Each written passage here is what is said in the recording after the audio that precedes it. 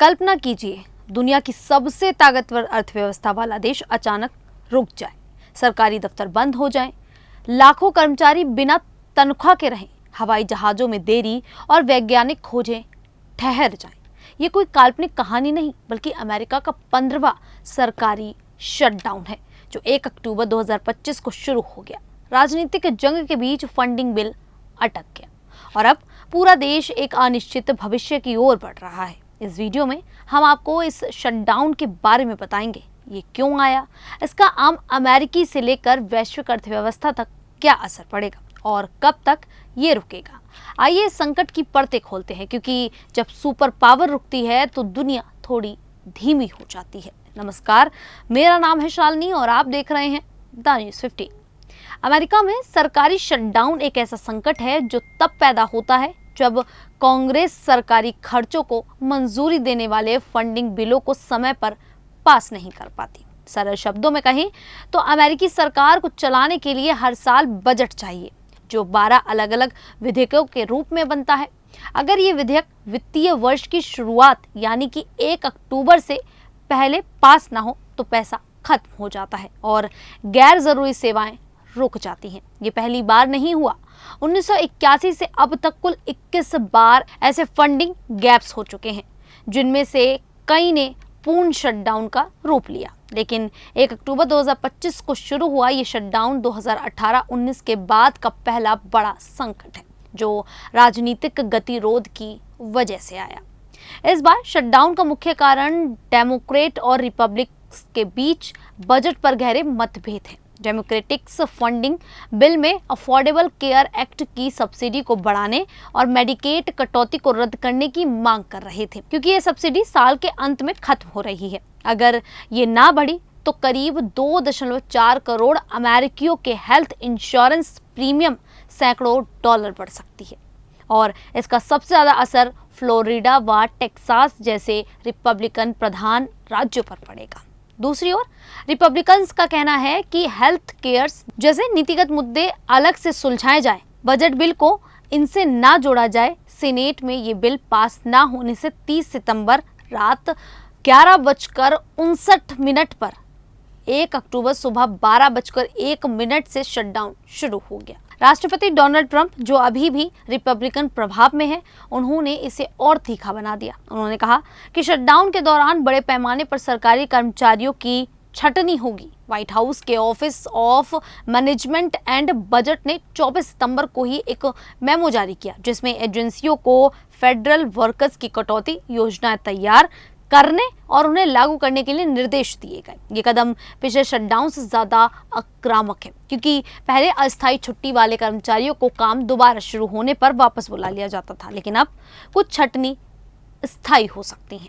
America में shutdown बार बार क्यों लगते हैं? आपको बता दें कि इसका मूल कारण राजनीतिक है। डेमोक्रेट्स और रिपब्लिकन्स के बीच budget, tax, health care, immigration और खर्च सीमाओं पर सहमति न बन पाना मुख्य वजह है। विपक्षी पार्टी अक्सर बजट को हथियार बनाकर सत्ताधारी पक्ष पर दबाव डालती है। उदाहरण के लिए 2018-19 का शटडाउन बॉर्डर वॉल फंडिंग पर विवाद से 35 दिनों तक चला, जो इतिहास का सबसे लंबा था। उस समय जीडीपी को 3 खरब डॉलर का नुकसान हुआ, लाखों कर्मचारियों का वेतन रुका और राष्ट्रीय पार्क बंद हो गए। इसी तरह 1995 से लेकर 1996 में 21 दिन और 2013 में 16 दिन का शटडाउन बजट विवादों से हुआ। कुल मिलाकर ये शटडाउन अमेरिकी लोकतंत्र की जटिल प्रक्रिया को दर्शाते हैं, जहां राष्ट्रपति का बजट प्रस्ताव कांग्रेस में अटक जाता है और दोनों सदनों यानी कि हाउस और सीनेट से सहमति जरूरी होती है। शटडाउन के असर आम अमेरिकी से लेकर पूरी अर्थव्यवस्था तक फैल जाते हैं और यह बार ठहर सी जाना जैसे ही है। करीब 7,50,000 फेडरल कर्मचारी फ्लरो पर भेजे जाएंगे या बिना वेतन के काम करेंगे, जिससे हर दिन सरकार को 40 करोड़ डॉलर का नुकसान होगा। अमेरिकी सैनिक सीमा सुरक्षा बल और हवाई यातायात नियंत्रण ड्यूटी पर रहेंगे, लेकिन उनका वेतन शटडाउन खत्म होने तक रुकेगा। शिक्षा विभाग 90% कर्मचारियों को छुट्टी देगा, जिससे स्कूल ग्रांट्स प्रभावित होंगे। पर्यावरण संरक्षण एजेंसी प्रदूषण नियंत्रण के कुछ प्रोजेक्ट्स रोकेंगी और स्मॉल बिजनेस एडमिनिस्ट्रेशन लोन देना बंद कर देंगी। हवाई यात्रा धीमी हो जाएगी, क्योंकि FAA के कर्मचारी फलरों पर जाएंगे, जिससे फ्लाइट डिले और सिक्योरिटी चेक में रुकावट आएगी। सितंबर का जॉब रिपोर्ट प्रकाशित नहीं होगा, वैज्ञानिक अनुसंधान रुक जाएंगे, राष्ट्रीय पार्क और संग्रहालय बंद हो जाएंगे, जिससे पर्यटन उद्योग को भारी नुकसान होगा। हेल्थ केयर्स में टेली हेल्थ सेवाएं प्रभावित होंगी, बुजुर्गों को सबसे ज़्यादा दिक्कत होगी और सोशल सिक्योरिटी, मेडिकेयर जैसे प्रोग्राम चलेंगे, लेकिन पेपर वर्क में देरी से लाभ वितरण लेट हो सकता है।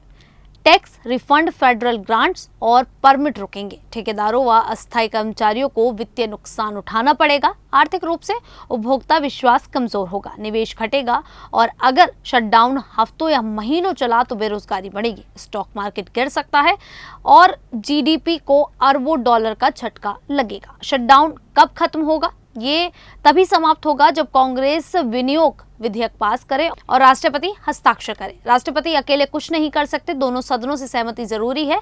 अभी गतिरोध गहरा है, लेकिन उम्मीद है कि जल्दी सुलझ जाएगा, वरना 2018-19 जैसा लंबा संकट हो सकता है। शटडाउन खत्म होने पर फर्लो कर्मचारियों को बैंक पे पीछे का वेतन मिलेगा, जैसे 2019 के कानून से तय है। हर एजेंसी अपनी योजना बनाती है कि कौन से काम रुकेंगे। कुल मिलाकर ये संकट अमेरिकी राजनीति की कमजोरी दिखाता है, जहां नीतियां बजट से बंध जाती हैं और आम जनता भुगतती है। अगर आप अमेरिका में हैं तो गवर्नमेंट वेबसाइट्स पर रिसोर्स चेक करें। खैर, आप सभी को ये जानकारी कैसी लगी आप हमें कमेंट करके जरूर बताइएगा। अभी के लिए इतना ही, फिर हाजिर होंगे ऐसी ही देश और दुनिया जुड़ी बड़ी खबरों के साथ। तब तक के लिए देखते रहिए द न्यूज़ 15।